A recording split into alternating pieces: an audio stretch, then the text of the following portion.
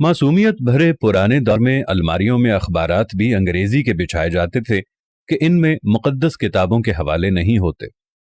छोटी से छोटी कोताही पर भी कोई ना कोई सुना सुनाया खौफ आड़े आ जाता था। जमीन पर नमक या मिर्चें गिर जाती थी तो होशो हवास उड़ जाते थे कि कयामत वाले दिन आंखों से उठाना पड़ेंगी।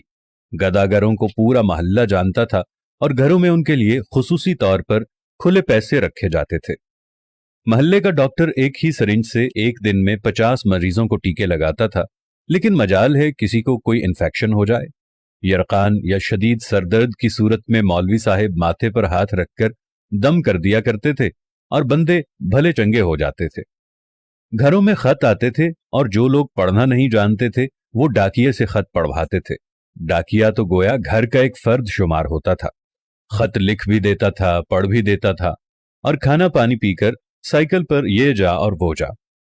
इम्तिहानात का नतीजा आना होता था तो नस्रुम मिनल्लाहि व फतहुन करीब पढ़कर घर से निकलते थे और खुशी खुशी पास होकर आ जाते थे। ये वो दौर था जब लोग किसी की बात समझकर ओके नहीं ठीक है कहा करते थे। मौत वाले घर में सब महल्लेदार सच्चे दिल से रोते थे और खुशी वाले घर में हकीकी कहकहे लगाते थे। हर हमसाया अपने घर से सालन की प्लेट साथ वालों को भेजता था और उधर से भी प्लेट खाली नहीं आती थी। मीठे की 3 ही अकसाम थी, हलवा, जर्दा चावल और खीर। आइसक्रीम दुकानों से नहीं, लकड़ी की बनी रेड़ी से मिलती थी जो म्यूजिक नहीं बजाती थी। गली गली में साइकिल के मैकेनिक मौजूद थे।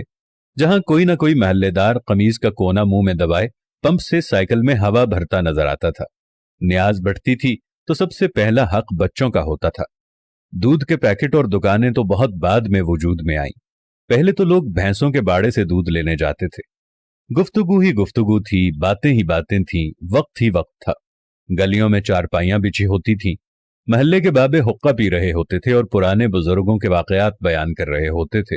जिन घरों में टीवी आ चुका था उन्होंने अपने दरवाजे महल्ले के बच्चों के लिए हमेशा खुले रखे। मट्टी के लेप की हुई छत के नीचे चलता हुआ पंखा सख्त गर्मी में भी ठंडी हवा दिया करता और फ्रिज के बगैर भी मटके और सुराहियों का पानी ठंडा रहता था। फिर अचानक सब कुछ बदल गया। हम कदीम से जदीद हो गए। अब बावर्ची खाना सीढ़ियों के नीचे नहीं होता, खाना बैठकर नहीं पकाया जाता, दस्तरखान शायद ही कोई इस्तेमाल करता हो।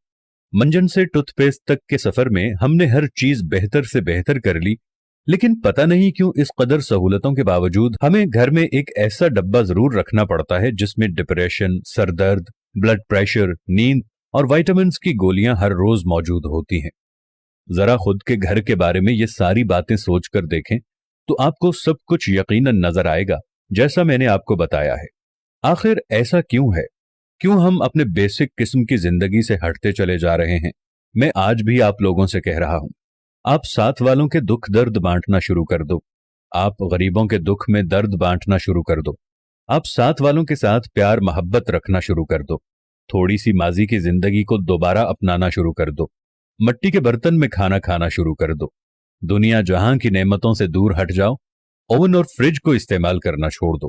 प्रेशर कुकर को इस्तेमाल करना छोड़ दो। अपनी जिंदगी को सादगी की तरफ ले जाओ तो आपके घरों में रखा हुआ ये दवाइयों का डब्बा भी पहले की तरह यहां से गायब हो जाएगा। खुदावंद से दुआ है कि देखने वालों को सेहत कामिला और आजिला अता फरमाए।